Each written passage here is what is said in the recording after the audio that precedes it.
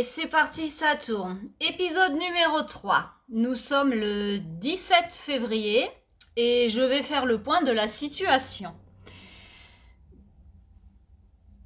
Pour rappel, il était donc question que je parte à Madagascar. Le coach envisageait 2 mois en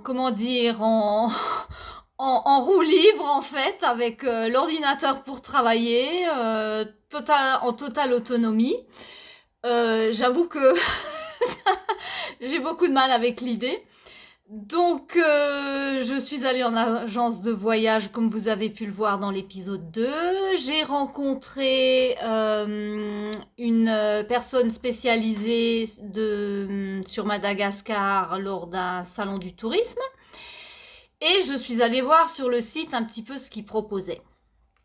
On progresse. Tout doucement, on progresse. Donc, j'ai fait le point. Alors, je vais essayer de vous montrer. Je vais inverser la caméra. Voilà. Donc, comme ça, vous pouvez voir un petit peu mes recherches. Alors, pour commencer, à quelle période partir ? Donc, on voit là que idéalement, il vaut mieux partir entre avril et octobre, puisque c'est la saison sèche. Le petit souci, c'est que j'ai déjà prévu des vacances en juin. Donc, je ne peux plus faire marche arrière.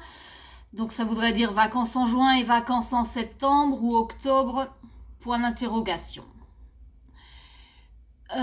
Deuxième chose, donc c'est la météo. Donc là, pareil, on voit que idéalement les jours de soleil, c'est entre mai et septembre. Octobre, c'est déjà un peu moins bon.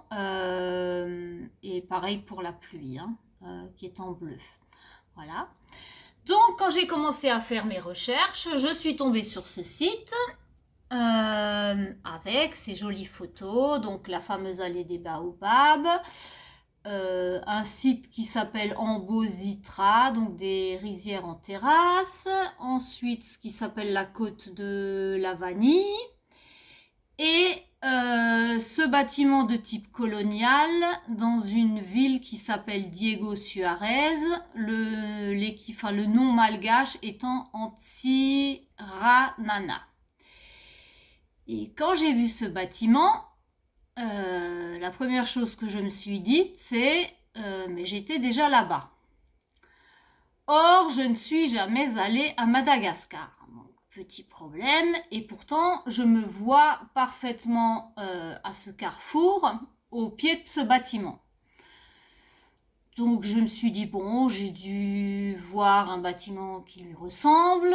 J'ai fait le tour des villes, des endroits où j'aurais pu dans ma vie tomber sur ce bâtiment. En fait, je me suis souvenu que c'était dans un rêve. Donc là, déjà, gros point d'exclamation. Et bien sûr, ça m'intrigue énormément. Donc du coup, je me suis dit, je vais aller à Diego Suarez pour voir. Et donc, j'ai commencé à regarder sur le site les options de voyage qu'il y avait. Et j'ai donc imprimé la fiche de voyage qui va de Nosy-Be, l'île paradisiaque, à Diego Suarez. Et en fait, c'est un circuit qui fait une quinzaine de jours et qui permet de visiter pas mal. Donc, on atterrit à Nosy-Be. De là, on prend le bateau, on visite... alors, je vais rebasculer la caméra. Donc, Nosy-Be ici. Je ne sais pas si vous voyez ma souris. Voilà. Donc, pourquoi Hellville? J'avoue que c'est un peu inquiétant quand même, sachant que Hell, c'est l'enfer en anglais. Et donc, ça y est, je l'ai perdu. Donc de Nosy Be, qui est cette île, on part en haut à Diego Suarez, dont le nom malgache est Antsiranana. Et de là, on redescend alors sur cette montagne, Ambre Bas, enfin voilà, bref, des noms accrochés dehors. On descend, on descend, on descend, on descend, on descend, on descend. On descend à peu près, on fait à peu près ça. En circuit, donc à pied, à vélo, on visite l'une ou l'autre île. Bon, ça a l'air sympa. Voilà. Donc maintenant, il reste à déterminer à quelle date je m'en vais. Et à voir si éventuellement monsieur est prêt à suivre. Pour l'instant, je pense que dans son esprit, il se dit elle va jamais partir toute seule. Et puis lui, il freine des deux pieds. Donc c'est pas gagné. Va falloir être ferme, hein, je vais devoir être ferme. Donc pour pas changer d'avis, voilà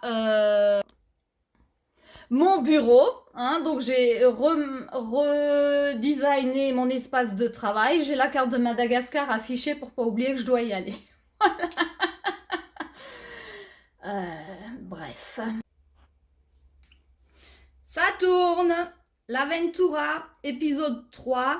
Scène, carte de Madagascar, prise numéro 2. Clap. Action. Donc voilà la situation au 17 février. Est-ce que j'ai oublié de vous parler de quelque chose?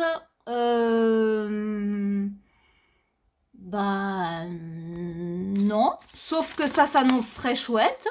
Donc là, ça ferait 2 semaines de vacances avec un maximum de sécurité, ce qui me va bien.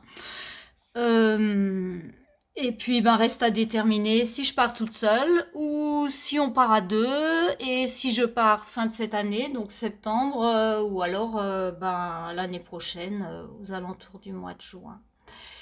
Voilà. Bon, on n'est peut-être pas tout à fait dans les clous avec les 2 mois qui étaient prévus au départ en roue libre. Mais bon, hein, on va y aller quand même